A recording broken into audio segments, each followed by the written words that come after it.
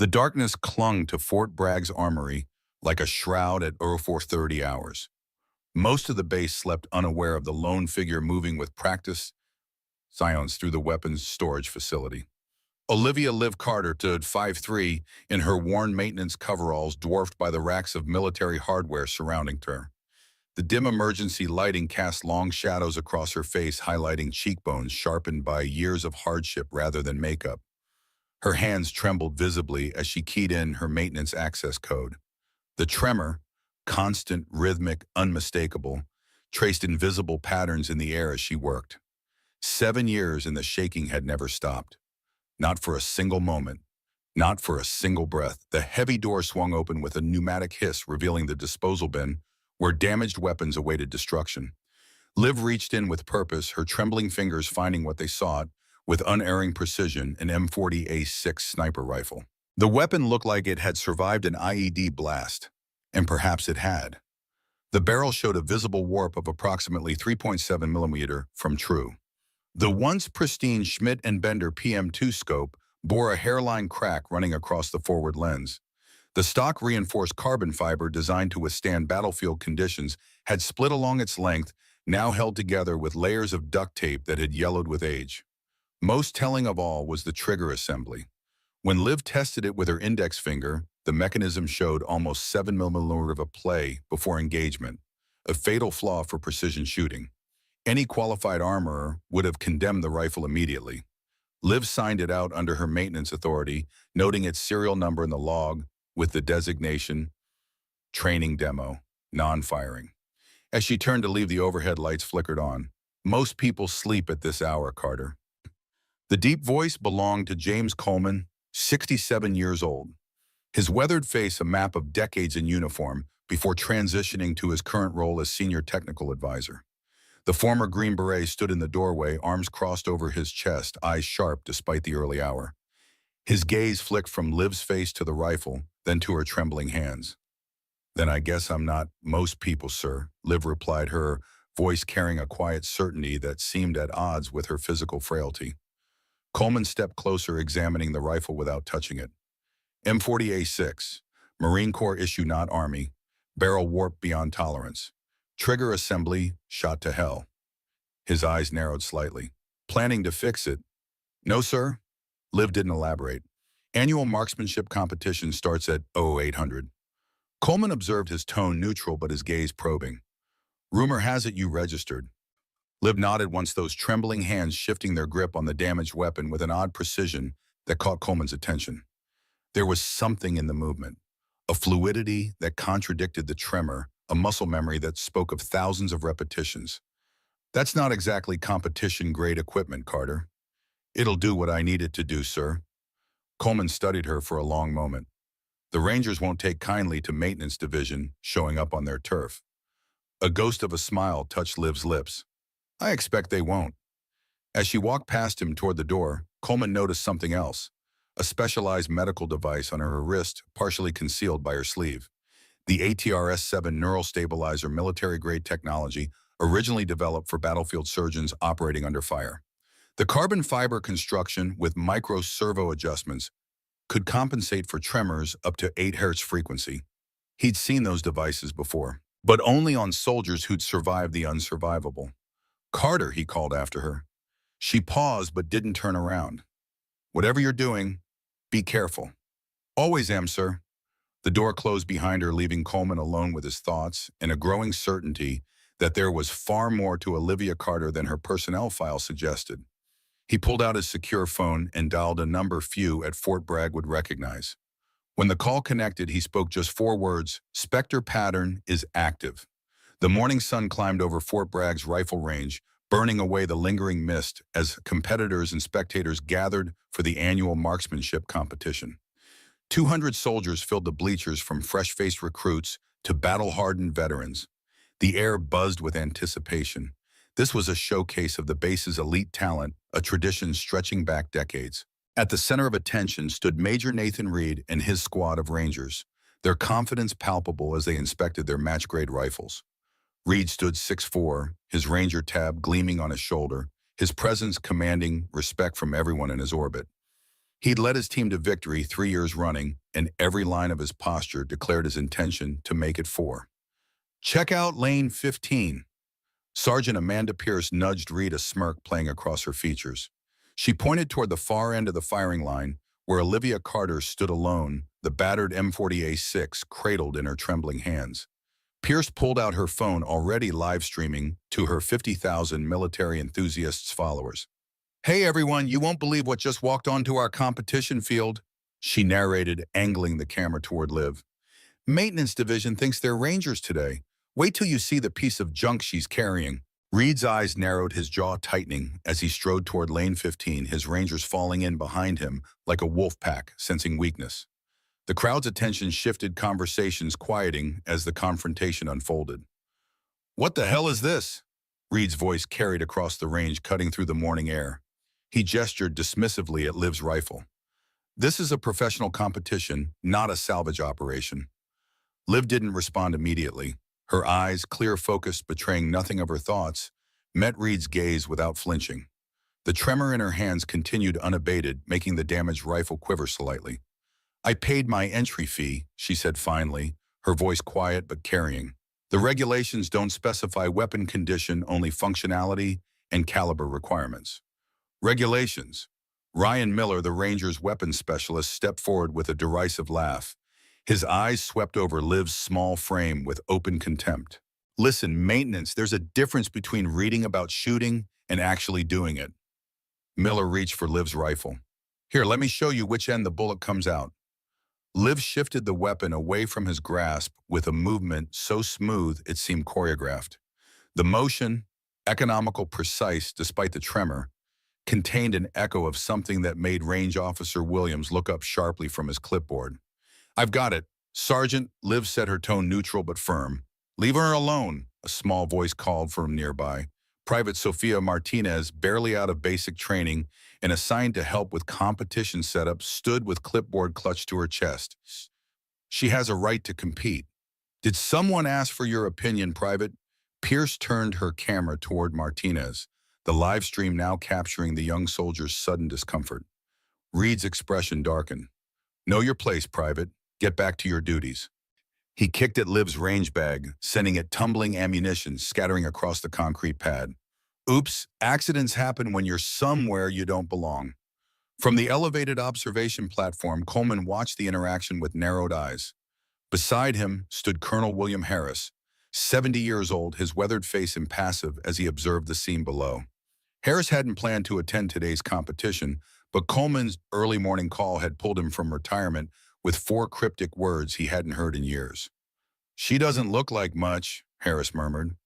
"Wait," Coleman replied. On the firing line, Liv knelt to collect her scattered ammunition. It wasn't the action itself that caught veterans' attention. It was how she did it. She didn't simply gather rounds by the handful as most would. Instead, she collected each cartridge individually, examining it with a quick visual inspection, checking for minute imperfections in the brass, ensuring the primer was properly seated, verifying the bullet wasn't loose in the casing. It was the kind of inspection performed by someone who had been in situations where a single bad round could mean the difference between life and death. "So maintenance thinks she can play soldier," Reed announced to his Rangers, his voice deliberately pitched to Carey.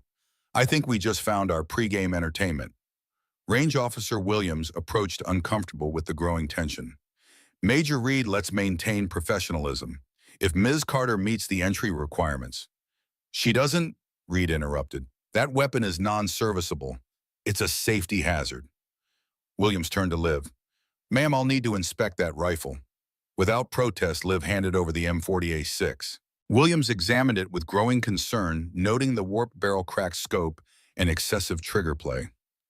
He chambered a round, aimed downrange, and fired. The shot went wide, expected with the barrel condition, but the weapon functioned. "She's technically within competition guidelines," Williams admitted reluctantly. "But ma'am, you won't hit anything with this." "We'll see," Liv replied, taking the rifle back and checking the chamber again with that same fluid motion that made Coleman lean forward slightly. Reed wasn't ready to let it go. He moved closer to Liv, using his considerable height advantage as intimidation. "Listen up, maintenance. This competition has a tradition. Real soldiers, real warriors. I paid my entry fee, Liv repeated calmly. I have the right to compete. As the confrontation unfolded, Colonel Harris used his binoculars to study Liv more carefully. Something about the way she held herself, the way those trembling hands still managed to handle the rifle with unconscious competence triggered a memory he couldn't quite place. He'd seen that particular combination of damaged nerves and ingrained precision before. First detail to the firing line, Williams called out, attempting to restore order. Precision shooting round, 10 rounds, 100 meters, 2 minutes. Highest score advances. The crowd settled phones out, ready to capture what they assumed would be spectacular failure. Among them sat Lieutenant Sarah Kim from the Judge Advocate General's office, taking notes in a small book. Her presence at a marksmanship competition was unusual, but she wrote steadily, her attention divided between Liv Carter and the Rangers. Liv made her way to lane 15, setting her worn rifle bag on the bench. She unfolded her shooting mat with a specific methodology that Coleman immediately recognized. Corners first, then center checking for debris that could affect stability. Her trembling hands moved with purpose, each shake somehow incorporated into the next movement, like a strange dance of damaged nerves and muscle memory. Miller sauntered over loudly enough for everyone to hear. Hey, maintenance, I'll give you some free advice. See, this thing here is called a trigger. He deliberately knocked over her ammunition box, sending rounds scattering again. Sorry about that. I'm just so clumsy today. Lieutenant Robert Brooks from Logistics laughed nervously, eager to impress the senior Rangers. The custom watch on his wrist, a Rolex Submariner worth 3 months of his salary, caught the morning sun. Maybe you should stick to changing oil filters and leave the shooting to professionals. Liv silently collected her ammunition again, that same methodical inspection drawing Coleman's continued attention. He'd seen this before, the movements of someone who had learned through bitter experience that attention to detail meant survival. Range is hot, Williams announced. Shooters, you have 2 minutes. Fire when ready. The Rangers opened fire immediately, confident shots ringing out in rapid succession. They were good, very good. Tight groupings appeared on their targets, most shots landing in the 9 and 10 rings. This was what they trained for constantly. Liv didn't fire. Instead, she lay perfectly still in the prone position, those trembling hands somehow steady on the rifle. Her breathing slowed visibly, the tremor seeming to synchronize with her heartbeat. 10 seconds passed, 20. Yo, maintenance, Pierce called out from lane 14. The loud noise is scary. Want someone to hold your hand. Still, Liv didn't fire. She was reading the wind, not just the obvious wind flags that everyone used, but the subtle indicators. The heat shimmer off the concrete, the way a piece of paper fluttered near the target line, the pattern of dust motes dancing in the air. Her damaged nerves couldn't keep her hands steady, but her mind calculated adjustments with mechanical precision. 30 seconds in, she fired her first shot. The electronic scoring system registered immediately 10 ring dead center. Lucky shot, Miller muttered, not looking up from his own rifle. She fired again. Another 10 rings, so close to the first that they looked like one slightly enlarged hole. The Rangers exchanged glances. By the 5th shot, creating a single ragged hole in the center of the target, the entire range had gone quiet except for the sound of gunfire. Liv's lane was drawing attention not because of failure, but because of impossible success. Colonel Harris pulled out his own binoculars, focusing not on the target, but on Liv herself. The way she timed her shots between heartbeats. The way she seemed to fire during the microscopic pause in her tremor pattern. It was beyond skill. It was artistry. The electronic scoring system displayed data that told a story that shouldn't be possible. Perfect trigger control despite visible tremor. Shot placement that accounted for a barrel warp that should make accuracy impossible. She's compensating for a 3.7mm drift at 100 meters in real time with no scope adjustments. Williams breathed, looking at the monitor. That's impossible, Harris finished, his face paling slightly. Those kinds of calculations, that level of instinctive ballistic compensation, didn't come from a manual. It came from experience, the kind that left both visible and invisible scars. Liv fired her last round, another perfect shot, and saved her rifle, the motion smooth despite the tremor. Total time 1 minute 47 seconds. Total score 100 out of 100. With a broken rifle that shouldn't have been able to hit the broadside of a barn, The silence that followed was deafening. Reed was the first to recover. Equipment malfunction may die, he declared, his voice over loud in the quiet. The scoring system must be off. No way maintenance just outshot my entire squad with that piece of junk. System's working fine, Williams replied, running a diagnostic. I can show you the high-speed footage if you want. Every shot tracked perfectly. Then she cheated, Miller said, but his voice lacked conviction. How do you cheat when everyone's watching? Coleman asked, approaching from the observation platform. When every shot is recorded by multiple cameras. The veterans in the crowd knew better. Luck might give you one good shot, maybe two. 10 perfect shots with a broken rifle and nerve-damaged hands wasn't luck. It was something else entirely. Martinez allowed herself a small smile. She'd been watching Liv around base for weeks, noticed things others missed. The way she moved through the motor pool with tactical spacing, the way she checked corners entering buildings, a habit so ingrained it was unconscious. Second round in 5 minutes, Williams announced. Rapid fire. 30 rounds in 30 seconds. Magazine changes required. As competitors took their break, Reed approached Liv again, his earlier swagger diminished, but his pride still stinging. Nice trick shots maintenance, but rapid fire is a whole different game. This is where real soldiers separate themselves from wannabes. Liv was checking her magazines again with that precise methodology that spoke of battlefield experience rather than range practice. She didn't just look for obvious damage.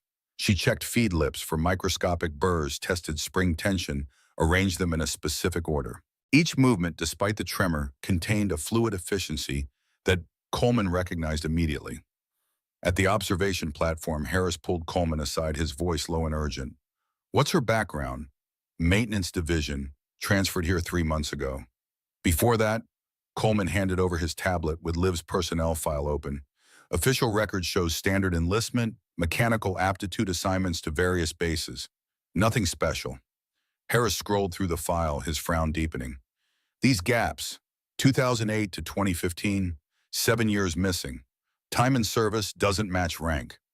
He looked up, eyes sharp with suspicion. Who is she really? That's what I was hoping you could tell me, Coleman replied. This morning I saw her brass check that rifle. The technique was distinctive. Harris handed back the tablet, his expression grim. There's only one unit that used that specific technique. An experimental joint task force formed in 1982 to counter Soviet special operations. They developed unique methodologies that became their signatures. Spectre team, Coleman said quietly. Harris's head snapped up, suddenly alert. How do you know that name? I was support staff for their operations in Germany late 80s. Never met the operators face-to-face, but I processed their equipment requisitions. Custom modifications, specialized ammunition. Their weapons handling protocols were legendary. Harris turned back to watch Liv, who sat quietly preparing for the next round. Spectre was deactivated after the Cold War ended. Most operators moved to Delta or disappeared into the CIA's Special Activities Division. But something happened in 2015, Coleman pressed. Something that coincides with the gap in Carter's file. Harris's face remained impassive, but a muscle twitched in his jaw. Operation Arctic Fox, 1989 Soviet border. Spectre was deployed to extract a high-value defector, KGB officer with intelligence on sleeper agents in the U.S. military. I remember the operation. It was successful. Yes, but there was a complication. The defector warned about a mole in Langley feeding information back to Moscow. The investigation was classified beyond top secret, but rumors suggested the leak came from within the Rangers. Coleman's gaze shifted to Reed and his squad, now huddled together in intense conversation, shooting glances at Liv. You think there's a connection to today? I think nothing happens by coincidence in our world, Harris replied. He pulled out his secure phone, dialing a number from memory. Catherine, it's Bill Harris. We need to talk about Nightshade. On the firing line, the competitors were taking their positions for the rapid-fire round. The tension had shifted. What had begun as mockery now carried an undercurrent of unease. The Rangers had noticed the sudden interest from senior officers, the hushed conversations, the attention focusing on the small woman with trembling hands who had just outshot their best marksman. Miller leaned close to Reed. Something's off with her. I checked the records. She never applied for Ranger School, never served in combat units. Just a desk jockey with a maintenance MOS. Reed's eyes narrowed. Then how do you explain what we just saw? I can't, Miller admitted, but I'm going to find out. The rapid fire drill was simple in concept, but brutal in execution. 3 magazines, 10 rounds each.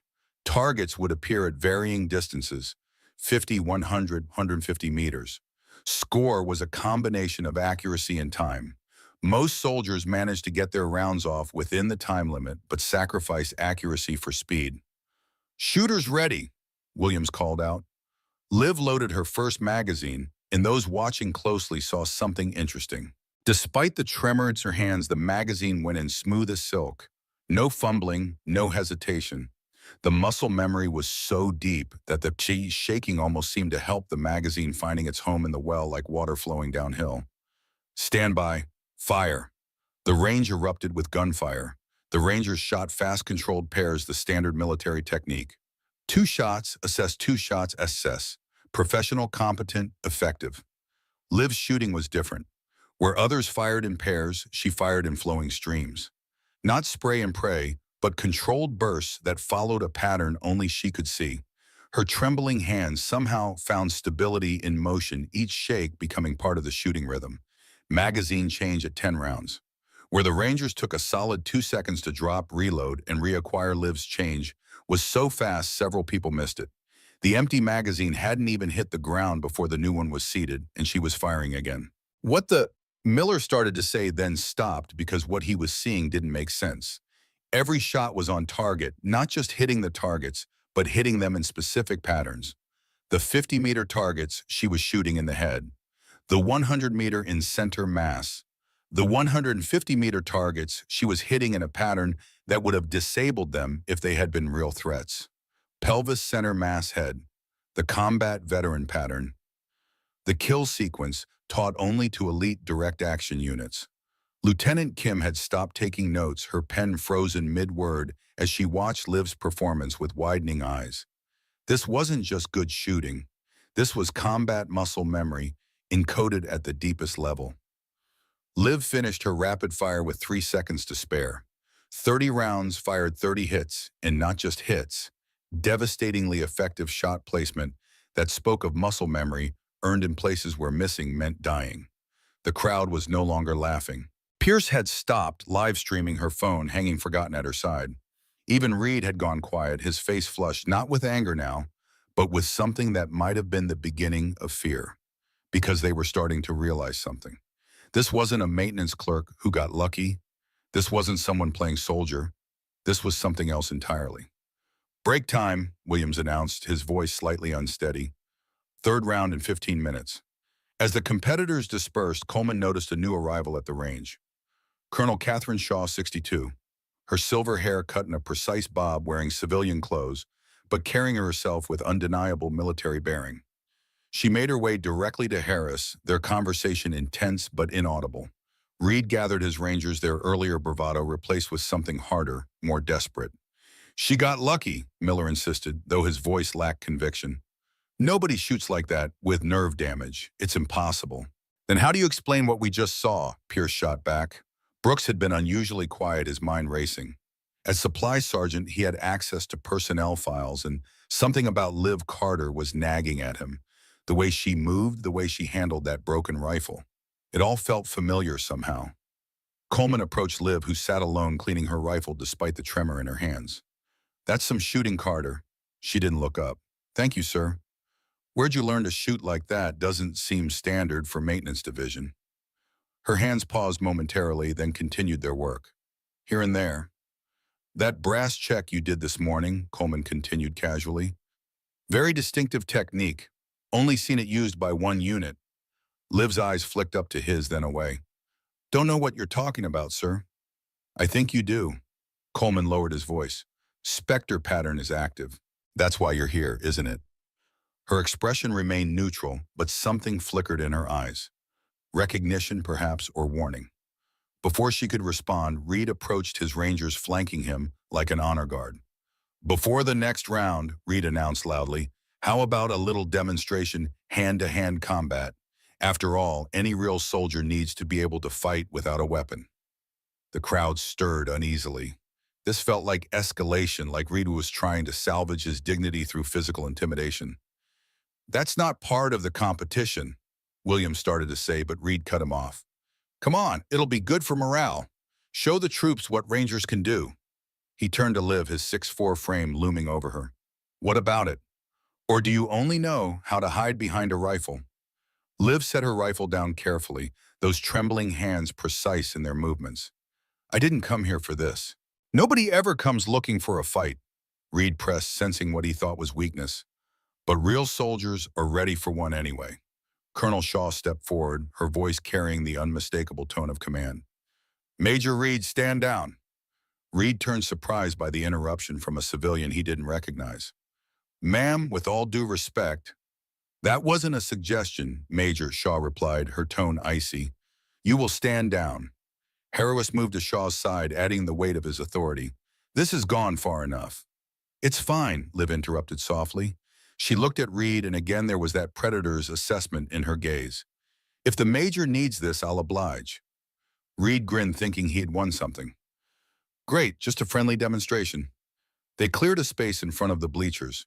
Reed stripped down to his t-shirt, revealing muscled arms covered in Ranger tattoos. He moved with the confidence of someone who'd won dozens of combatives matches, someone used to his size and strength, ending fights before they began. Liv simply removed her maintenance jacket, revealing a plain brown t-shirt underneath. She didn't stretch, didn't warm up, just stood there with those trembling hands at her sides. Standard rules, Reed asked, already moving into a combat stance. Submission or knockout? Whatever you prefer, Liv replied. Reed charged a bull rush designed to use his size advantage to overwhelm immediately. He'd used it successfully dozens of times against smaller opponents. His hands reached for her shoulders, intending to grab and throw. Liv wasn't there. She'd moved at the last possible second, a small sidestep that let Reed's momentum carry him past. But as he went by, her trembling hand touched his elbow. Just a touch, but it redirected his charge into a stumble. Reed recovered quickly, wheeling around with a roundhouse punch that would have dropped most people. Liv ducked under it, but not in the dramatic way of movies. It was economical, just enough movement to let the fist pass over her head. Stop dancing and fight, Reed snarled, embarrassed by the miss. He came in again this time, more controlled jabs and crosses using his reach advantage. Liv gave ground, not retreating, but moving in a circle, making him work for every attack. Her hands were still trembling, but her footwork was perfect, each step calculated. Then Reed got lucky, or thought he did. He feinted with a left jab and threw a right cross that caught Liv's shoulder, spinning her slightly.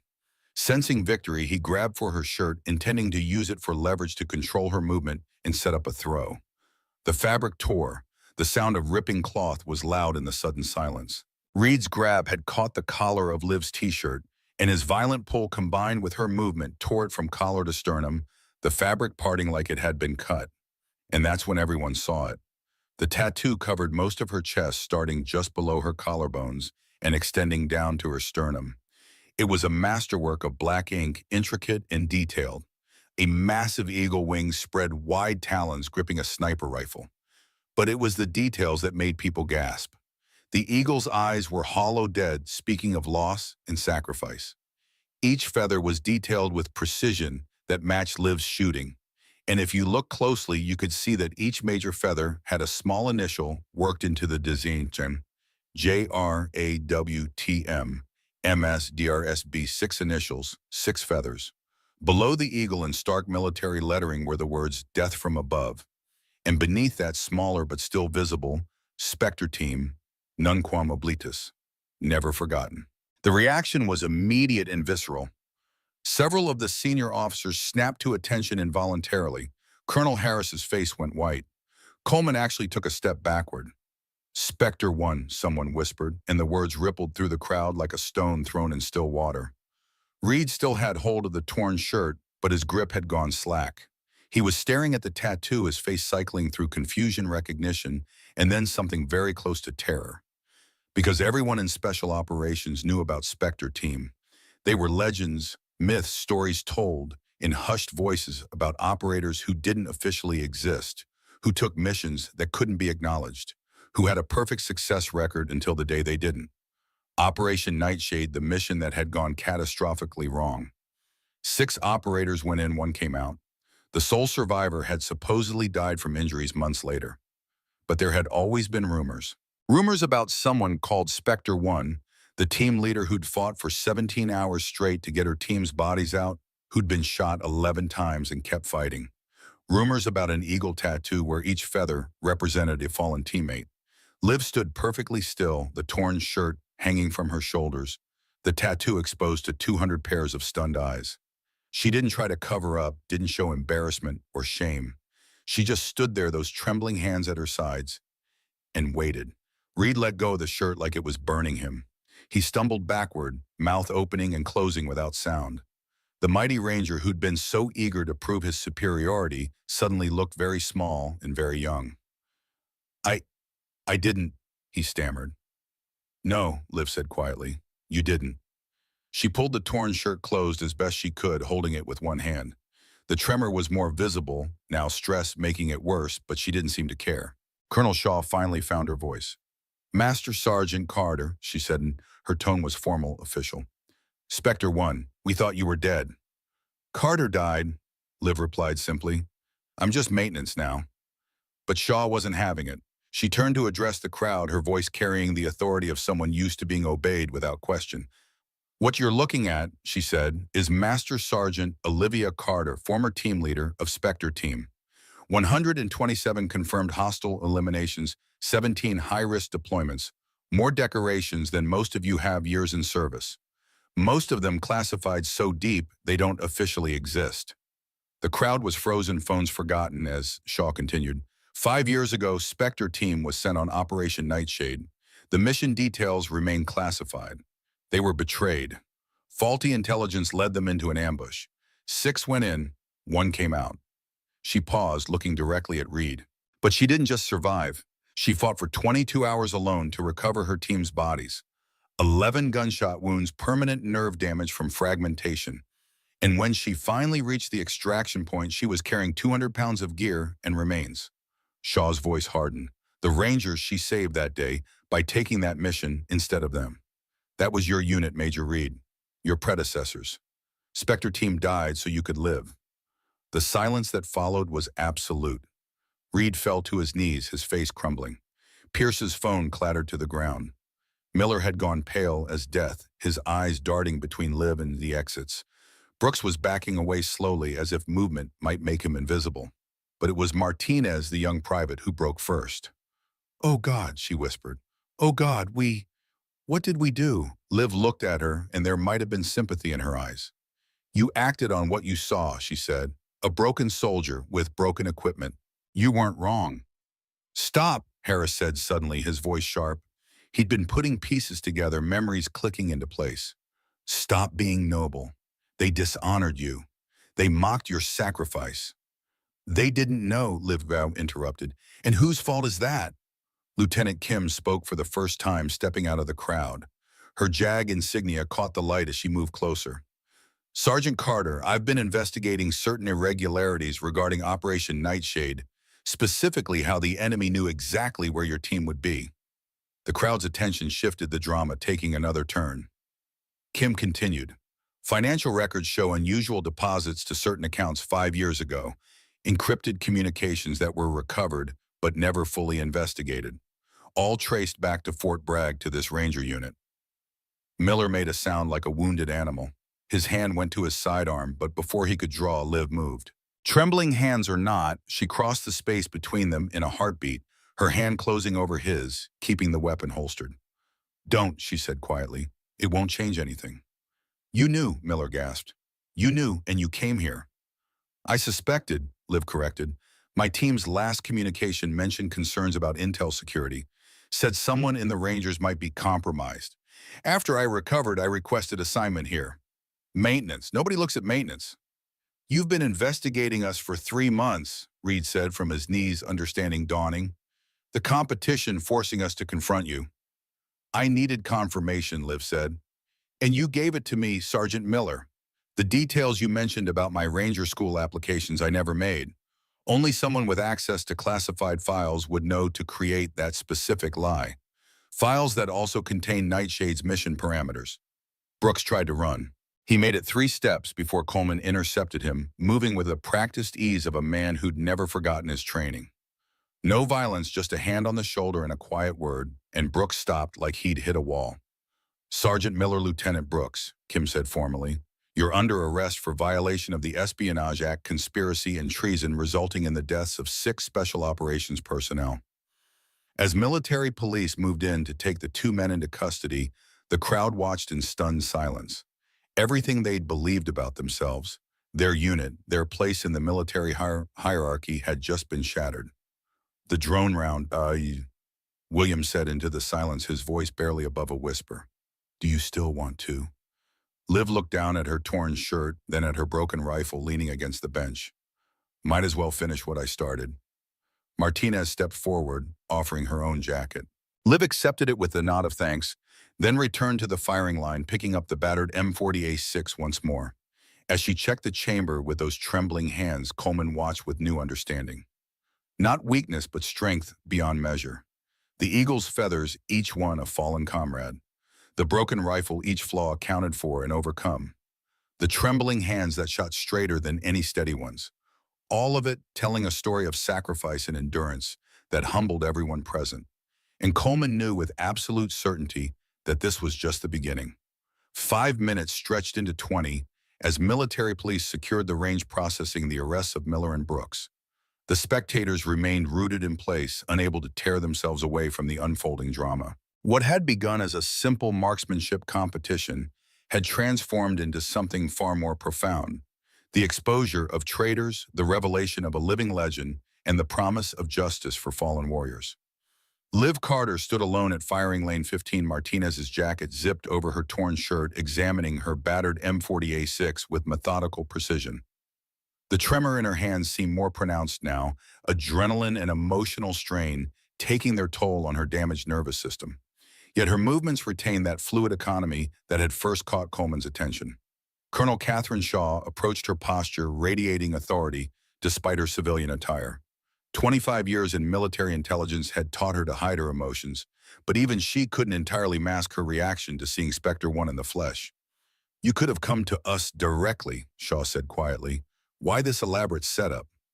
Liv's hands continued their work, checking the rifle's action. "Suspicion isn't evidence. I needed them to reveal themselves." "At what cost?" Shaw gestured to the trembling hands. "Your condition is stable," Liv finished for her. "The tremor's permanent, but the neural stabilizers help." Shaw studied the younger woman, seeing beyond the maintenance coveralls and trembling hands to the operator she'd once been. "The medical board gave you an honorable discharge, full pension, medical benefits. You could have walked away." Liv's eyes, when they met Shaw's, contained a coldness that made the colonel take an involuntary step back. "They killed my team, my family. Walking away was never an option." From the observation platform, Harris watched the exchange through binoculars, his weathered face grave. Coleman stood beside him, arms crossed over his chest. "What happens now?" Coleman asked. Harris lowered the binoculars. "JAG will handle the prosecution. National security implications mean closed military tribunal. Those 2 will disappear into Leavenworth for the rest of their lives." "I meant with her." Harris's expression softened slightly. "That's up to her, and to what else she finds." On the range, Williams was attempting to restore order, his voice carrying over the murmurs of the crowd. "We will proceed with the moving target phase of the competition. Competitors, please take your positions." Reed remained kneeling where Liv had left him. His rangers gathered around him in stunned silence. The revelation that their unit, their predecessors, had been saved by Spectre team's sacrifice only for 2 of their own to betray those same operators had shattered their collective identity. Pierce helped Reed to his feet, her earlier arrogance replaced by subdued shock. "Sir, what do we do?" Reed looked across the range at Liv, who was loading her rifle with those trembling hands that had just exposed the rot within his beloved rangers. "We finished the competition," he said finally, "with honor this time." The moving target sequence began at 10:30 hours, the mechanical whir of the target system filling the air. Unlike the static targets of earlier rounds, these would pop up unpredictably, sliding along rails, appearing and disappearing with increasing speed. The drill was designed to simulate combat conditions where threats rarely stood still. The crowd had thinned somewhat, some spectators departing when the military police arrived, others leaving in stunned silence after the revelations about Miller and Brooks. Those who remained watched with a new perspective, understanding they were witnessing something extraordinary. Colonel Shaw had joined Harrison Coleman on the observation platform, the three senior officers forming an impromptu command group. Lieutenant Kim stood nearby, her JAG notebook replaced by a secure tablet as she documented the unfolding events. Moving targets varied distances 60 seconds, Williams announced. Targets will appear randomly between 50 and 200 meters. Speed increases with each hit. The Rangers, subdued but professional, took their positions. Reed's face was a mask of concentration as he shouldered his match-grade M110 semi-automatic sniper rifle, a perfect weapon for moving targets with its quick follow-up shot capability and precision optics. Liv stood at lane 15, the battered M40A6, looking even more out of place against the high-tech competition rifles. Martinez had brought her a fresh box of ammunition, a silent gesture of respect that Liv acknowledged with a slight nod. "Shooters ready," Williams called. "Stand by, fire." The first target popped up at 75 meters, moving left to right at walking speed. The Rangers engaged immediately, their shots tracking the target's movement. Most hit, professional and competent as always. Liv's approach was different. She didn't track the target. Instead, she aimed at empty space and fired once. The target moved into her bullet's path. Center mass hit down in less than 2 seconds. Predictive shooting, the kind that required not just marksmanship, but an intuitive understanding of movement timing and ballistics that took years of combat experience to develop. The second target appeared at 150 meters, moving faster. Liv's rifle cracked once and it went down. Then two targets simultaneously, different ranges, different speeds. Two shots so close together, they sounded like one. Both targets dropped. "She's firing during the seams," Coleman murmured. "The what?" Kim asked. "The tremor creates a pattern, steady shaking with microscopic pauses between. The neural tremor actually creates predictable microsecond seams where stability occurs. She's timing her shots to those seams." Harris nodded. "I've only seen one other shooter who could do that.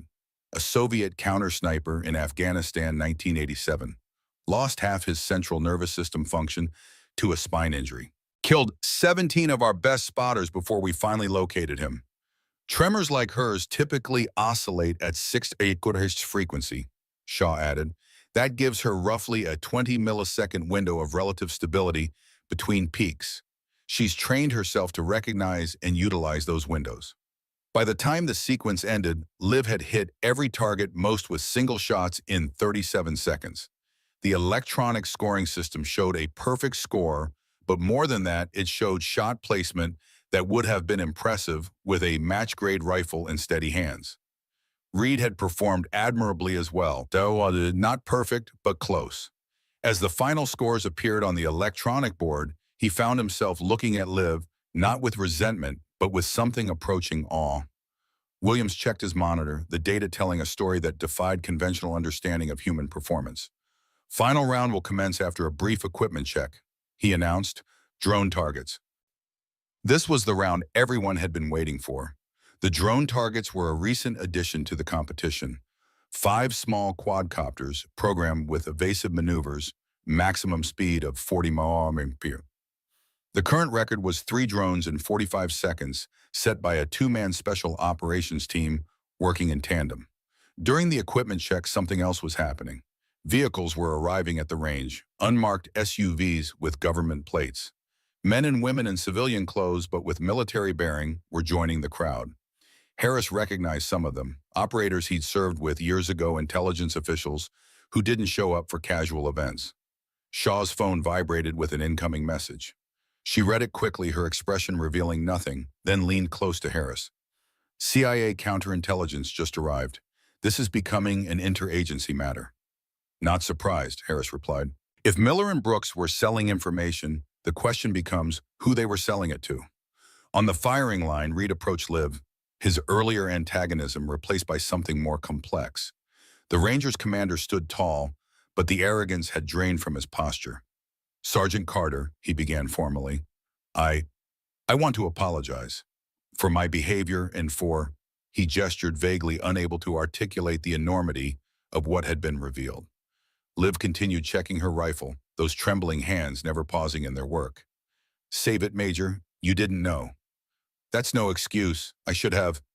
"Your predecessors were ambushed in Helmand Province," Liv interrupted, her voice matter-of-fact. "Two squads, 12 Rangers total. Heavy resistance, extraction impossible. Command knew it was likely a suicide mission to reach them." Reed stood very still, listening. This was classified information, details he'd never been told about his unit's history. "Spectre team volunteered," Liv continued. "We inserted under heavy fire, created an evacuation corridor, and got your people out. Your unit survived because we took their place in the kill box." "And then someone sold you out," Reed said quietly, the realization dawning with horrifying clarity. "Someone from my unit gave up your team's insertion point for the next mission." Liv finally looked up from her rifle, those steady eyes meeting his. "Now you understand." Reed's face had gone ashen. How many Rangers did you save that day in Helmand?" 12 went in, 10 came out alive." Reed swallowed hard. "I know those men. They're still serving. One of them is my battalion commander now." "Then live up to their survival," Liv said simply. "Make it worth the price we paid."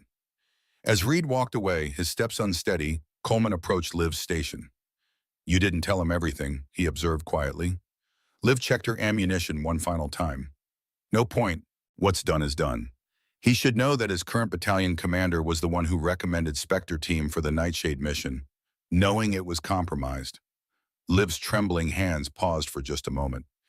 "You've been investigating too." "Since the day you transferred in," Coleman confirmed. "Your maintenance supervisor reports directly to me. I've been watching you watch them." "And you didn't interfere." Coleman shrugged.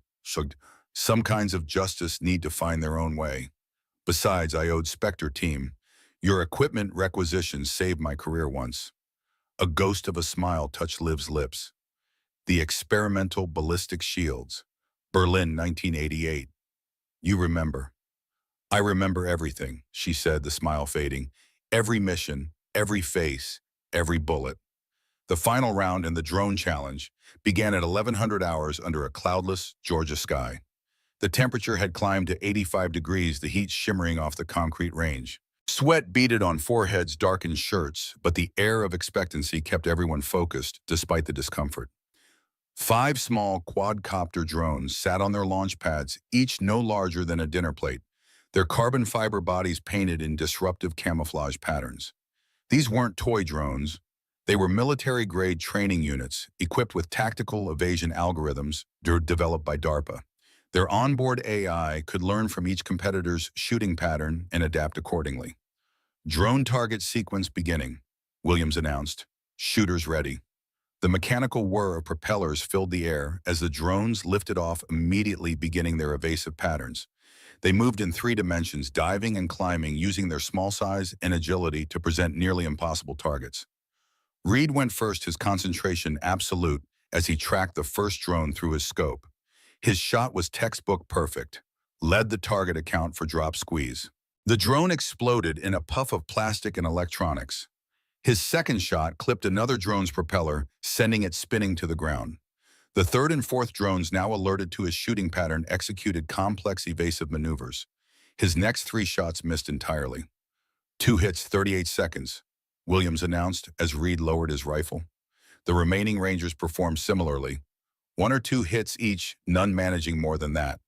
The drone's AI adapted quickly, learning from each attempt, becoming progressively harder to hit. Then it was Liv's turn. She stood rather than taking a prone position, the battered M40A6 raised to her shoulder, those trembling hands somehow steady on the weathered stock. Her stance was unusual, not the conventional military shooting position, but something that seemed almost improvised, adapted to work with her disability rather than fighting against it. The drones launched immediately, beginning their evasive patterns. But something was different this time. The lead drone, instead of following its programmed flight path, suddenly jerked to the side as if confused. Its AI had encountered something unexpected, a shooter whose tremor made her targeting unpredictable. Liv fired once. The first drone exploded in midair. The second was diving toward the earth when her shot caught it. The third was hiding behind a barrier, just the tips of its rotors visible. She shot through the barrier, intuiting where the body would be. The fourth and fifth tried to work in tandem, one high, one low, crossing paths to confuse targeting. Liv fired twice so fast it sounded like a single report. Both drones fell. Time 12.3 seconds. All 5 drones destroyed. The record hadn't just been broken. It had been obliterated. The silence that followed was profound, broken only by the soft clicking of Liv's trembling finger as she engaged the safety on her rifle. She lowered the weapon, those shaking hands visible again, now that the shooting was done. Williams cleared his throat, checking the official time. 12.3 seconds, he announced. Perfect score. New course record. The crowd erupted in applause. Not the jeering mockery of earlier, but genuine appreciation for what they had witnessed. Even the newly arrived intelligence officers were nodding in reluctant respect. Reed approached Liv, extending his hand. I've never seen anything like that. Liv looked at the offered hand, then at Reed's face. After a moment, she shook it, her trembling grip firm. You'll need to work on your drone tracking. Your second shot was rushed. Reed blinked, then laughed. A surprised, genuine sound. Yes, ma'am. Martinez hurried over, her young face alight with admiration. Sergeant Carter, that was incredible. How did you know where the third drone was behind the barrier? Sound, Liv replied. The propeller pitch changes when it's close to a solid surface, creates a harmonic bounce that tells you exactly where it is. Coleman watched the interaction from a distance, a slight smile on his weathered face. Shaw joined him, her expression thoughtful. She's connecting with them, Coleman observed. It's not that simple, Shaw replied. She's been alone for 5 years, carrying the weight of what happened, planning her investigation. Now that it's over, she left the thought unfinished. The awards ceremony was brief and subdued. Liv accepted the competition trophy with quiet dignity, those trembling hands steady enough for this one moment. The Rangers stood at attention, their earlier antagonism replaced by solemn respect. As the crowd dispersed, Lieutenant Kim approached Liv with a tablet. Sergeant Carter, we've begun preliminary questioning of Miller and Brooks. They've confirmed selling information to a foreign intelligence service, but claim they didn't know the full implications. They knew, Liv said, her voice flat. What kind of intelligence officer did they think would pay for operational details if not to compromise the mission? Kim nodded. There's something else. Brooks mentioned a contact, codename Vienna, said this person was their primary handler. A flicker of something crossed Liv's face, too brief to read but intense enough that Kim noticed. Vienna, Liv repeated. You're sure that was the code name? Positive. Does it mean something to you? No, Liv said, perhaps too quickly. Just another piece of the puzzle. Kim hesitated. There's one more thing. The money trail. It leads back further than we thought, to someone higher in the chain of command. Liv's eyes sharpened. How high? Colonel level, at least. We're still tracing it. As Kim walked away, Coleman approached, having overheard the exchange. Vienna, he said quietly. That was Daniel Reynolds' operational area. Liv went very still. How do you know that name? Spectre 2, your second in command. Coleman's voice dropped further. His body was never recovered from Nightshade, was it? The tremor in Liv's hands intensified momentarily before she mastered it. DNA identification was conclusive. The explosion, there wasn't much left to recover.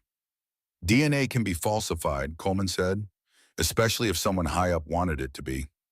Liv's expression remained neutral, but something flashed in her eyes. A dangerous light that reminded Coleman that beneath the trembling hands and quiet demeanor was a warrior who had survived impossible odds. What are you suggesting? She asked. Nothing specific, Coleman replied. Just that in our world, sometimes the dead don't stay buried, especially when Vienna keeps appearing in connection to your former team. Before Liv could respond, her phone vibrated with an incoming message. She pulled it from her pocket, the tremor making the simple action more difficult than it should have been. The message was from an unknown number. Moscow was a lie. Vienna is real. Family needs you. Liv stared at the text, her face giving nothing away, but Coleman, watching closely, saw her breathing pattern change, a subtle shift that spoke volumes to someone trained to read micro-expressions. Bad news, he asked casually. Liv pocketed the phone. Just a reminder for a medical appointment. Coleman didn't press. He'd been in the intelligence community long enough to recognize a necessary lie when he heard one. As they walked toward the parking area, Harris intercepted them, his weathered face grave. "Carter, we need to talk about what happens next. The investigation is expanding. JAG will need your full cooperation, and there's the matter of your current status." "I'm maintenance division," Liv replied, her tone neutral. "Nothing more." Harris's expression hardened slightly. "You're Spectre 1, the last surviving member of the most elite special operations unit this country ever fielded. Your existence alone is classified at a level most people don't know exists." "My existence," Liv said quietly, "is my own now. I completed my mission. The traitors are exposed. What happens next is paperwork, not my concern." "It's not that simple," Harris began, but Shaw cut him off with a raised hand. "Let her go, Bill," she said. "She's earned that much." Harris looked like he wanted to argue, but 30 years of working with Shaw had taught him when to back down. He nodded curtly and stepped aside. Liv walked toward her battered pickup truck, the same maintenance vehicle she'd been driving for 3 months. As she stowed her gear in the bed, she found Martinez waiting by the driver's door, the young private's expression a mixture of nervousness and determination. "Ma'am," Martinez began, "I just wanted to say thank you for showing us, for teaching us." Liv studied the young soldier. "You tried to stand up for me when it mattered before you knew who I was. That takes courage." "It takes more courage to hide who you are to find the truth," Martinez replied. Liv considered this, then reached into her pocket and pulled out a challenge coin. It was worn scratched, but the design was still visible, an eagle clutching a Rifle Spectre team's emblem. "Hold on to that," she told Martinez. "Remember that strength isn't about size or steadiness or who can shout the loudest. Sometimes the strongest thing you can do is endure." Martinez clutched the coin like a lifeline. "Yes, ma'am." As Liv climbed into her truck, Shaw approached Martinez, waiting until the maintenance vehicle had driven away before speaking. "Private, I'd like you to come with me. There's someone who wants to meet you." Martinez blinked in surprise. "Me who?" Shaw's expression revealed nothing. "Someone who sees potential. Someone who knows what it means to endure." The maintenance shop was quiet when Liv arrived, most of the staff on lunch break. She moved through the familiar space, the smell of engine oil and solvent, a stark contrast to the gunpowder and tension of the morning's events. Her supervisor's office was empty, the door unlocked as usual. Liv entered without hesitation, moving to the computer with purpose. Her trembling hands made typing difficult, but she managed accessing files that few maintenance personnel would have reason or clearance to view. Personnel records, deployment histories, communication logs. She scanned them methodically, searching for any mention of Vienna. The name triggered something deep in her memory, a connection she couldn't quite place but knew was significant. "Finding anything interesting?" Coleman's voice came from the doorway. Liv didn't startle, didn't look up from the screen. "Most people knock. Most people don't access classified databases from a maintenance supervisor's terminal." Coleman stepped inside, closing the door behind him. "Vienna. Why is that name important to you?" Liv finally looked up, her expression unreadable.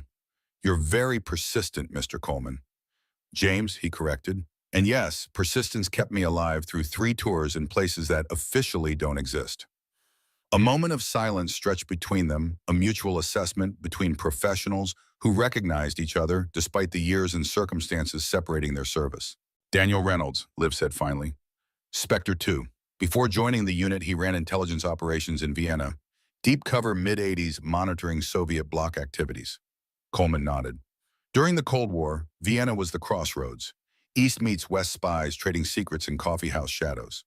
His specialty was turning assets, convincing enemy agents to work for us instead." Liv's trembling hands rested on the keyboard. "He was the best I ever saw. Could make anyone believe anything." "Including his own death?" Coleman asked quietly. Liv's eyes met his, sharp and sudden. "What do you know?" "Nothing concrete," Coleman admitted. "But I've been in this game a long time. When Nightshade went sideways, the official report cited a massive explosion, 6 operators KIA. But Reynolds' body was never recovered intact. Just DNA evidence that was processed through an unusually secure channel." "He's dead," Liv said flatly. "I was there." "Were you? Or did you see what someone wanted you to see?" Coleman leaned against the desk. "Think about it, Carter. If Reynolds was compromised, Turned by the very people he'd spent a career turning, what better way to disappear than in the chaos of an operation gone wrong? The tremor in Liv's hands intensified briefly before she mastered it. You're suggesting my second in command, my friend betrayed us, sold out his own team. I'm suggesting, Coleman said carefully, that when Miller and Brooks mention a handler called Vienna, and you get mysterious texts about Vienna being real, it's worth considering all possibilities, no matter how painful. Liv closed the database, her face settling into the neutral mask she'd worn for 5 years. I appreciate your concern, but this is my investigation now. My team, my responsibility. You don't have to do this alone, Coleman said. Not anymore. I've been alone since Nightshade, Liv replied, standing to leave. It's safer that way. As she reached the door, Coleman spoke again. The eagle tattoo. One feather for each team member. Reynolds is the DR near your heart, isn't he? Liv paused her back to Coleman. How did you know that? The way you touched that feather when his name came up. Some wounds never heal, Carter. Some loyalties never die, even when they should. She left without responding, the tremor in her hands visible, even as she pulled the door closed behind her. Coleman remained in the office, his weathered face grave.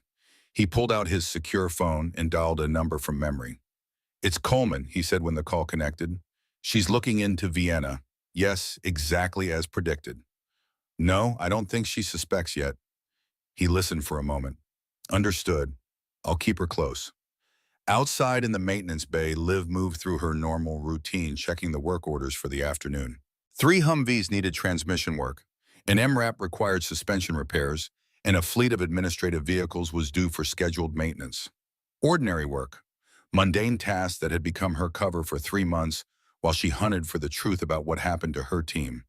But now with Miller and Brooks in custody and the investigation expanding upward through the chain of command, the question remained what came next. The phone in her pocket vibrated again. Another message from the unknown number. Café Leopoldstadt, 1982. The music never stopped. Liv stared at the text, her breath catching. Café Leopoldstadt was a Vienna landmark, a meeting place for Cold War operatives.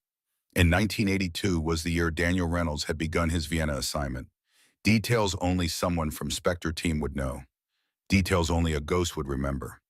The maintenance bay hummed with activity as afternoon shifted toward evening. Liv worked methodically beneath a Humvee, her trembling hands somehow finding stability when wrapped around tools. The familiar routine of mechanical repair offered a kind of meditation. Problems that could be identified, understood, and solved through technical knowledge and physical effort. Unlike the human puzzles that had consumed her life for 5 years. The text messages weighed on her mind. Café Leopoldstadt, 1982. The music never stopped. A code phrase from another lifetime known only to Spectre team members as an authentication signal for emergency rendezvous. If someone was using it now, someone claiming connection to Vienna, the implications were staggering. Transmission shot, she called to her assistant rolling out from under the vehicle. Order a replacement from depot supply. The young mechanic nodded, making a notation on his clipboard.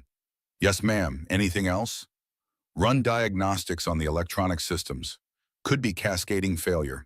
As the assistant moved away, Liv caught sight of Colonel Shaw standing at the maintenance bay entrance, her crisp civilian attire at odds with the oil-stained environment. The intelligence officer's presence here could not be coincidence. Sergeant Carter, Shaw called. A word. They moved to the small break room, Shaw closing the door behind them. The colonel's normally composed features showed unusual tension. Lieutenant Kim shared some concerning information, Shaw began without preamble. The code name Vienna has appeared in multiple intelligence contexts over the past 5 years, always connected to high-value information leaks from special operations units. Liv's expression remained neutral, but her hands stilled momentarily. And you think there's a connection to Spectre team? I think it's a remarkable coincidence that Daniel Reynolds spent 3 years in Vienna before joining your unit. Shaw's gaze was piercing. And I think you've received communication from someone using that reference. My phone is private property, Liv replied evenly. This isn't about privacy, Sergeant. It's about national security. Shaw leaned forward. If Reynolds survived, if he was compromised and has been operating as Vienna all these years, Then we're facing a counterintelligence nightmare beyond anything since Aldrich Ames. Dan is dead, Liv said, a hint of steel entering her voice. I was there. Were you? Shaw countered. According to the after-action report, the explosion that supposedly killed Reynolds occurred when you were pinned down 300 meters away. You never saw his body. DNA confirmation was conclusive. DNA that passed through exactly 2 hands before testing, both belonging to officers now suspected of corruption. Shaw placed a file on the table between them. We've reopened the investigation into Nightshade. Full scope, no restrictions. Liv looked at the file but didn't touch it. Why are you telling me this? Because I want you back, Olivia. Shaw's voice softened slightly. Not as maintenance, not as a broken soldier hiding in plain sight. I want Spectre 1 leading this investigation. The tremor in Liv's hands intensified briefly. I'm not that person anymore. No, Shaw agreed. You're something more dangerous now, a wounded predator with nothing left to lose. Liv stood, moving toward the door. I've given everything I had, my team, my career, my health. The tremors will never stop, Colonel. Neither will the nightmares. And yet this morning, with hands that never stopped shaking, you outshot every elite operator on this base. Shaw remained seated, her voice calm but insistent. The tremors haven't diminished you, Olivia. They've simply forced you to adapt, to become something new. Liv paused at the door. And what exactly do you think that is? The most dangerous kind of warrior, Shaw replied. One who has nothing to prove and nothing to lose. One who has already survived what should have killed her. For a long moment, neither woman spoke. Then Liv turned back, her expression unreadable. What would reinstatement even look like? I'm medically discharged. Consultant status through the Defense Intelligence Agency. Full access operational authority, hand-picked support team. Liv's eyes narrowed slightly. You've already set this up. Shaw didn't deny it. We need you, Olivia. Your team deserves justice. Real justice, not just 2 mid-level officers taking the fall. And Vienna. If Daniel Reynolds is alive, if he's become Vienna, then nobody is better positioned to find him than you. Shaw stood, straightening her jacket. Nobody knew him better. Nobody has more reason to want answers. Liv's phone vibrated in her pocket. She ignored it, her focus on Shaw. I need time to consider. You have until 0800 tomorrow. Shaw moved toward the door. After that, this becomes an official manhunt with or without you. After Shaw departed, Liv finally checked her phone. Another message from the unknown number. They're coming for me. Need extraction. Old protocols active. Ghost 2. Her hands trembled violently as she stared at the screen.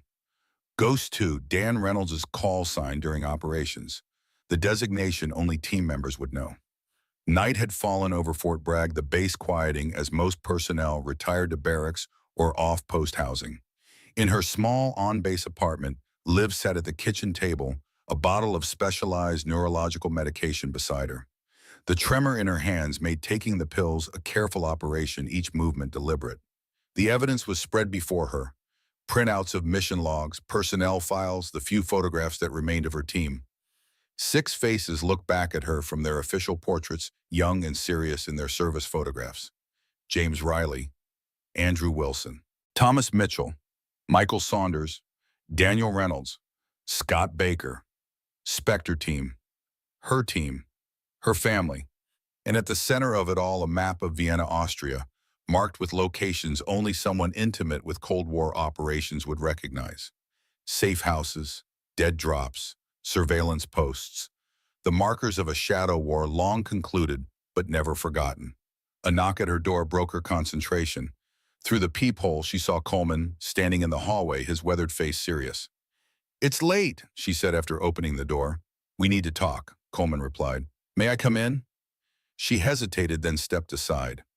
Coleman entered, his eyes immediately taking in the materials spread across her table. He didn't comment, simply waited for her to close the door. Shaw approached you, he stated rather than asked. How did you know? Because I recommended it. Coleman moved to the table, studying the Vienna map. After what happened this morning, containment is no longer an option. Too many people saw that tattoo, heard the story. The legend of Spectre 1 is already spreading across base. Liv crossed her arms, the tremor visible, even in this defensive posture. Is that why you've been watching me? Containment. Initially, yes, Coleman admitted. When you transferred in 3 months ago, your file triggered security protocols I helped design 20 years ago. The pattern was obvious to anyone who knew what to look for. Maintenance position, specialized access, previous assignments, redacted. You knew I was hunting Miller and Brooks. Coleman nodded. I suspected, but I didn't know the full scope until today. Vienna changes everything. Why? Liv's voice sharpened. What's your connection to all this? Coleman's expression remained steady, but something shifted in his posture, a subtle change that spoke of military bearing beneath the civilian clothes. 1987 to 1990, I was attached to Special Activities Division Berlin Station. Codename Watchmaker. Liv went very still. You were our technical handler during the Soviet border operations. Yes, I designed the equipment modifications for your team, including the specialized scope mount that Dan Reynolds used. Coleman's eyes held hers, the same mount design that appears in his Vienna operations photographs. You never met us face to face. How did you recognize me? I did not immediately, but I recognized your weapons handling technique this morning. The brass check, that was a Spectre team signature developed specifically to prevent malfunctions in extreme cold weather operations. Liv moved to the window looking out at the darkened base. So you've been monitoring me all this time. Reporting to whom? Shaw Harris. Initially to myself, Coleman replied, then to Shaw when certain patterns emerged. The maintenance assignments you requested, always vehicles used by Rangers. The personnel files you accessed. The message intercepts you ran through base communications. She turned back to him. You could have stopped me. I could have, he agreed, but something wasn't adding up. The official Nightshade report had too many inconsistencies. Miller and Brooks explained some of them, but not all. He gestured to the Vienna map. And now this, Vienna, Reynolds' operational history coming back to haunt us. It's not just history, Liv said quietly. She handed him her phone showing the series of texts. Someone claiming to be Ghost 2 is reaching out, using authentication codes only Spectre team would know. Coleman read the messages, his expression growing grave. You think Reynolds survived? I don't know what to think anymore. The admission seemed to cost her something. For 5 years, I've lived with the certainty that my team died because of treachery. I carried their bodies out. I buried them. I mourned them. Not all of them, Coleman pointed out. Reynolds' body was never recovered intact. Just DNA evidence processed through channels we now know were compromised. Liv's trembling hands clenched into fists. If Dan is alive, if he's been Vienna all this time, then he didn't just survive. He betrayed us. He sold out his own team. Or, Coleman countered, he's been deep cover for 5 years tracking the conspiracy from the inside. The texts mention extraction, old protocols. Or it's a trap, Liv replied, designed to flush me out to see what I know. Coleman studied her. What does your instinct tell you? The question hung in the air between them. Liv turned back to the table, her trembling finger tracing the outline of Daniel Reynolds' face in the team photograph. Dan was the best of us, she said finally. The most dedicated, the most principled. If someone put a gun to his head, he'd choose death over betrayal every time. People change, Coleman said gently. 5 years is a long time. Not Dan. Her certainty was absolute. If he's alive, if he's reaching out now, there's a reason beyond betrayal. Coleman was silent for a moment, considering. Shaw wants you back in an official capacity. Will you accept? Would you in my position, Liv countered? After everything that's happened, I already did in a way. Coleman's expression turned distant. Berlin, 1989. After my cover was blown and my handler was killed. I had the chance to walk away, start a new life with a new identity. Instead, I came back in. Why, Audrey? Because sometimes the only people who can fix a broken system are the ones it broke. He nodded toward her trembling hands, the ones who've paid the price and still choose to serve. Liv looked down at her hands, the visible symbol of all she'd sacrificed. I don't know if I have anything left to give. This morning suggests otherwise, Coleman replied. You found 2 traitors demonstrated exceptional skill, despite your condition, and received communication possibly connecting to your missing teammate. I'd say you have plenty left to give. Before Liv could respond, her phone vibrated with another incoming message.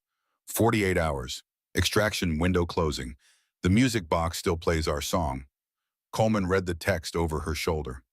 Music box, Liv's expression changed subtly, a tightening around the eyes, a slight parting of the lips. Dan had a music box in his quarters, antique from Vienna. It played the Blue Danube. Team joke was that he was secretly a romantic despite being the most lethal close-quarters fighter in the unit. A detail that wouldn't be in any official record, Coleman noted. No, it was personal, something only team members would know. Liv stared at the message. If this is a trap, it's being set by someone who knew us intimately. Or it's really him, Coleman said quietly, reaching out to the only person he can trust. Liv looked back at the materials spread across her table, the fragments of her past life, the pieces of a puzzle still incomplete. I need to know the truth, whatever it is. Then you'll accept Shaw's offer. On one condition. Liv's eyes, when they met Coleman's, held steel beneath the weariness. You're part of my team. I need someone I can trust, someone who understands the old protocols, someone who was there during the Cold War operations. Coleman nodded, understanding the significance of what she was asking. Watchmaker returns to service. I imagine Shaw will approve. Good. Liv began gathering the materials from the table. Because we're going to need every advantage. If Dan is alive, if he's been compromised, he knows all our playbooks. He helped write them. And if he's been working deep cover all this time, then we need to extract him before whoever he's hunting realizes what's happening. Liv's trembling hands moved with renewed purpose. Either way, Spectre team has unfinished business. The secure briefing room in Fort Bragg's intelligence center was silent as Liv completed her presentation. Around the conference table sat Colonel Shaw, Colonel Harris, James Coleman, Lieutenant Kim, and to everyone's surprise, Major Reed. The Rangers commander had been included at Liv's specific request, a decision that raised eyebrows but went unchallenged. So you believe Daniel Reynolds may be alive, Shaw summarized, possibly operating as the intelligence broker known as Vienna, and now requesting extraction. The evidence is circumstantial but compelling, Liv replied, her trembling hands steady on the edge of the podium. The authentication codes are valid, the personal references are accurate, and the timing aligns with our exposure of Miller and Brooks. Harris frowned. If Reynolds survived, why wait 5 years to make contact? Deep cover requires absolute commitment, Coleman interjected. During the Cold War, we had assets in place for decades without communication. If Reynolds was tracking the conspiracy from inside, he couldn't risk exposure until he had what he needed. Or until he felt threatened by our investigation, Kim added. Reed had remained silent throughout the briefing, his expression troubled. Now he leaned forward. Why am I here, Sergeant Carter? This seems well above my clearance level. Liv turned to the Rangers commander. Because if Reynolds is compromised, if he's been selling intelligence as Vienna, then the conspiracy extends beyond Miller and Brooks, possibly to your battalion commander. Reed's face paled slightly. Colonel Westfield, that's not possible. Westfield was the officer who recommended Spectre team for Nightshade, Harris confirmed grimly, after initially assigning your Ranger unit to the mission. And financial analysis shows regular payments to an offshore account linked to Westfield, Kim added, starting immediately after Nightshade and continuing to the present. The implications hung heavy in the air. Reed looked physically ill, the foundation of his military career crumbling before his eyes. I've included Major Reed, Liv continued, because we need someone we can trust within the Rangers, someone who understands what's at stake and has a personal interest in uncovering the truth. Reed straightened in his chair, a new resolve hardening his features. My Rangers, my real Rangers, don't betray their brothers in arms. I want to help. Shaw nodded approval. What's your proposed course of action, Sergeant Carter? 2 parallel operations, Liv replied, activating a digital display on the conference table. First, a contained counterintelligence operation here at Fort Bragg targeting Colonel Westfield and any additional conspirators. Major Reed and Lieutenant Kim will lead this effort with Colonel Harris providing oversight. The display showed a network diagram linking Miller Brooks and Westfield to suspicious financial transactions and communication patterns. Second, Liv continued, switching the display to a map of Central Europe. A small team will proceed to Vienna to establish contact with our source and determine if Reynolds is alive, compromised, or something else entirely. Coleman and I will handle this personally. Just the two of you, Shaw questioned. The smaller the footprint, the better our chances, Coleman explained, especially if we're dealing with a deep cover situation. Standard protocols would trigger immediate counter-surveillance. There's one more aspect, Liv added, her voice steady despite the tremor in her hands. If Reynolds is Vienna, if he's been selling intelligence all these years, we need to be prepared for what that means. Harris understood immediately. Termination contingency. Yes. Liv's expression revealed nothing, but those who knew what to look for could see the cost in her eyes. If my second-in-command betrayed Spectre Team Justice requires a final accounting. Shaw studied Liv carefully. Are you prepared for that possibility? This was your teammate, your friend. I carried 6 body bags out of Nightshade, Liv replied, her voice level. One more won't break me. The room fell silent, the weight of what might come settling over everyone present. Finally, Shaw nodded. Operation approved, she announced. Codename Ghost Protocol. Sergeant Carter, you have operational authority for the Vienna component. Major Reed, you'll lead the Fort Bragg counterintelligence effort. Coleman will serve as technical advisor and communications link between teams. And she turned to Liv. As of this moment, you are reinstated as an operational asset. Your cover remains maintenance division, but your actual status is DIA special consultant with field authority.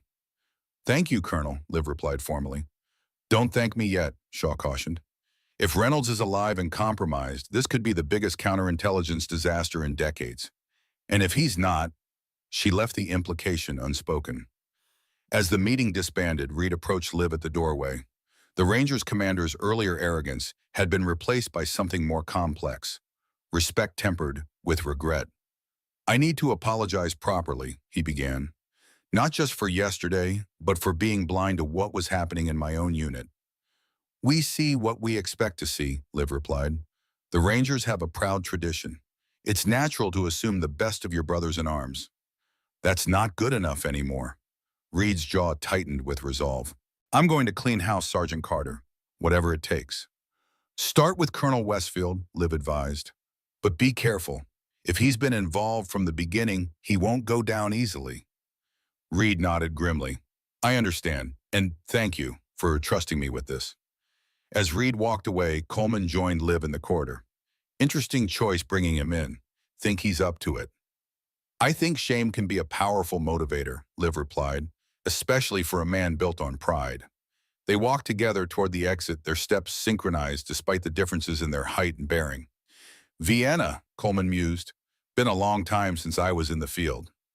Having second thoughts. Not at all, just wondering if you are.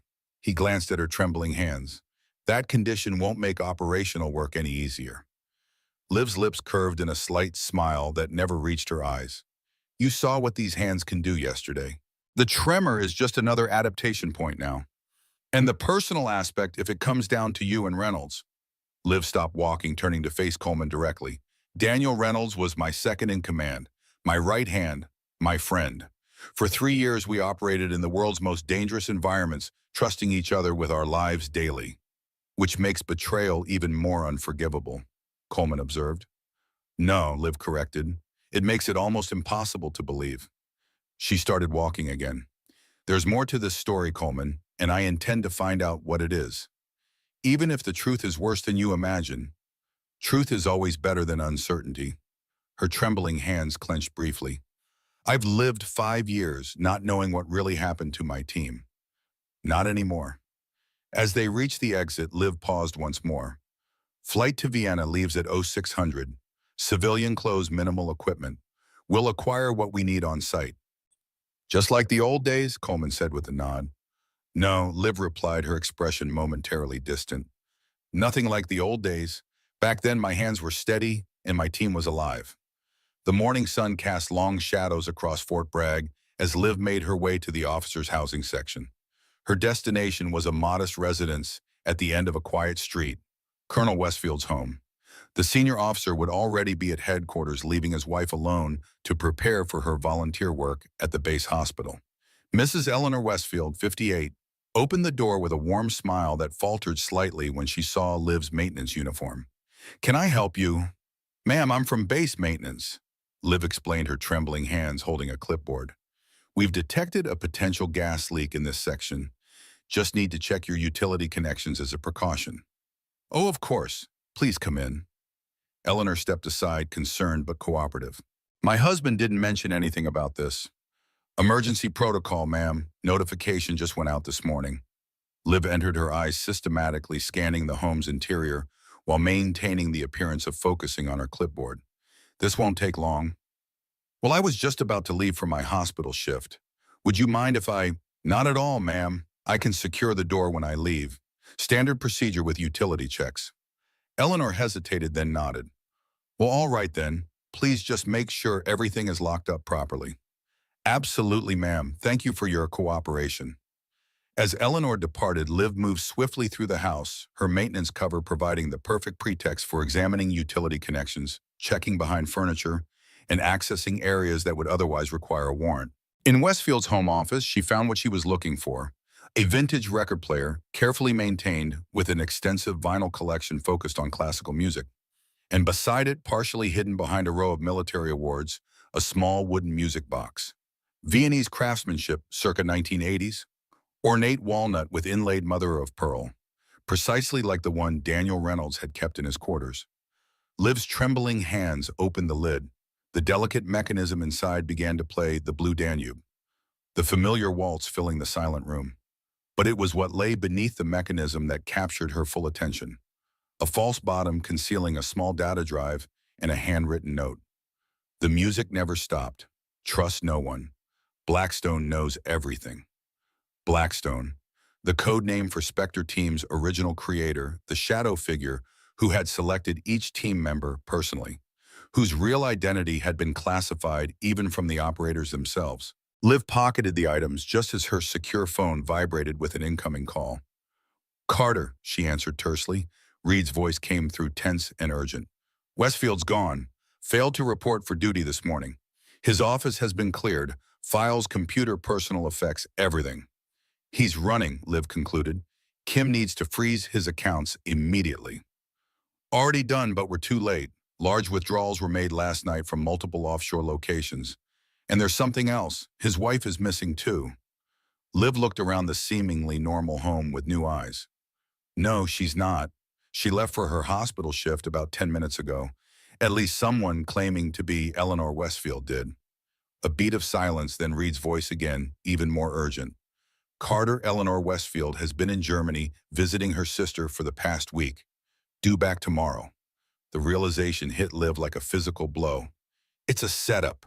Get a tactical team here now. She was already moving weapon drawn when she heard the distinctive electronic tone of a remote detonator arming.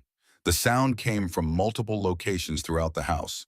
A professional job designed to ensure total destruction. Liv had seconds, not minutes. The front door would be watched. Standard protocol for this kind of trap. Instead, she moved to the kitchen, those trembling hands somehow steady as she yanked open the refrigerator, shoving aside food containers to access the back panel. Standard military housing construction included utility access behind major appliances, a detail she'd memorized during her first week in maintenance. The panel gave way just as the first detonator beeped its final warning. Liv squeezed into the narrow utility shaft, pulling the refrigerator back into place behind her as the world exploded into chaos. The concussion wave slammed her against the concrete shaft wall, the sound deafening even through the partial protection. Heat rushed past her, seeking oxygen, scorching her exposed skin despite her protective position. Liv forced herself to remain still, counting seconds, allowing the initial explosive force to dissipate before attempting to move. 1 minute passed. 2. The shaft filled with smoke, making breathing increasingly difficult. With careful precision, she accessed her phone, sending a text message to Coleman. Trap sprung, Westfield House. Proceeding to extraction point Alpha. Vienna, still primary objective. The response came immediately. Understood. Transport secured. Proceed when clear. Smoke inhalation was becoming a serious concern. Liv pulled a maintenance mask from her belt, standard equipment that now served a critical secondary purpose. Through the mask's filters, she could breathe more easily, but time remained limited. The shaft connected to the exterior through a series of ventilation ducts. Liv navigated by touch and memory, her trembling hands finding purchase on metal seams and support brackets. The journey was slow, painful, but methodical, exactly like her 5-year quest for justice. Finally, she reached an exterior vent, Through the metal grate, she could see emergency vehicles, arriving personnel, establishing a perimeter around the burning house. No one was looking at the ground-level utility access points. With a controlled push, she dislodged the vent cover and emerged into the morning air, staying low behind a row of ornamental bushes. From this position, she could observe the response team without being seen, and what she saw confirmed her suspicions. Among the military, police, and firefighters was a face she recognized. The woman who had claimed to be Eleanor Westfield, now dressed in emergency medical technician gear, watching the house burn with clinical detachment. Liv captured the woman's image with her phone, sending it to read with a terse message. False Eleanor Westfield, professional operator. Likely heading to Westfield now. Intercept priority alpha. The response came quickly. Confirmed, target identified, intercept team deployed. Your status. Operational, proceeding with Vienna mission as planned. As Liv slipped away from the burning house, using the chaos as cover, her mind processed what had just transpired. The trap had been sophisticated professional, not the work of amateur traders, but of trained intelligence operatives. Whatever conspiracy Spectre team had stumbled upon 5 years ago, it reached far beyond Miller and Brooks, beyond even Colonel Westfield. And at its center somehow was Vienna. Daniel Reynolds, or someone using his identity, his knowledge, his connections to her team. Liv made her way to the predetermined extraction point, a maintenance vehicle parked near the base perimeter, keys hidden where only she would look. As she slid behind the wheel, her trembling hands gripped the steering wheel with renewed purpose. 5 years of searching for answers had led to this moment. Vienna awaited, and with it either vindication or a final reckoning. As the morning sun climbed higher over Fort Bragg, Olivia Carter disappeared into traffic, leaving behind a burning house in a mystery that had only deepened with every revelation. The game that had begun with a marksmanship competition was now expanding across continents, reaching back decades into the shadows of the Cold War. And somewhere in Vienna, someone who knew the truth was waiting.